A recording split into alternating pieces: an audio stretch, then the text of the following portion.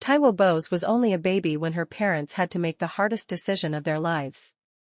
They were fleeing from the soldiers who had invaded their village, burning houses, and killing people. They knew they had no chance of escaping with their daughter, so they decided to hide her in a pit in a thick forest, hoping that someone would find her and take care of her. But no one came.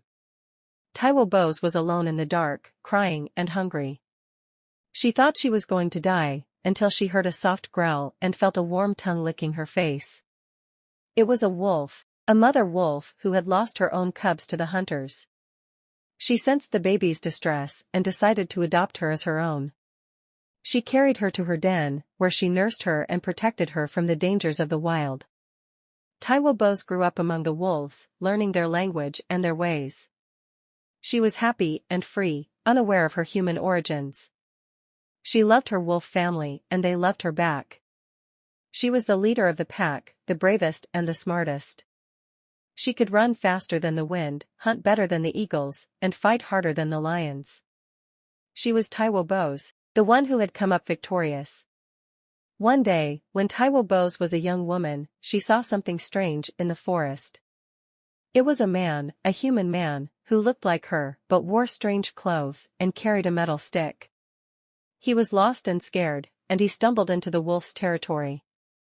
Taiwo Bose was curious and approached him cautiously. She smelled his fear and his sadness, and felt a strange connection to him.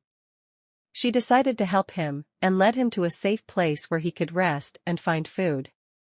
The man was amazed and grateful. He introduced himself as Olufemi Ife, a soldier who had deserted from the army. He had seen too much violence and suffering, and he wanted to find peace. He told Taiwo Bose his story, and asked her about hers. Taiwo Bose told him what she knew, how she was raised by the wolves, and how she loved them. Olufemi Ife was fascinated and impressed. He felt a strong attraction to her, and she felt it too. They spent more time together, and soon they fell in love. But their love was not meant to be. The other soldiers were looking for Olufemi Ife, and they tracked him down to the forest.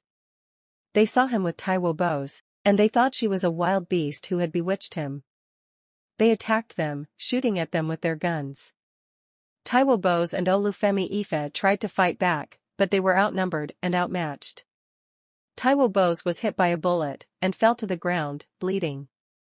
Olufemi Ife was captured and dragged away, screaming her name. Taiwo Bose was not dead, but she was dying. She felt a sharp pain in her chest, and a coldness in her limbs. She saw the faces of her wolf family, and heard their howls of grief. She saw the face of Olufemi Ife, and heard his voice of love. She closed her eyes, and whispered her last words. Taiwo Bose, I am Taiwo Bose.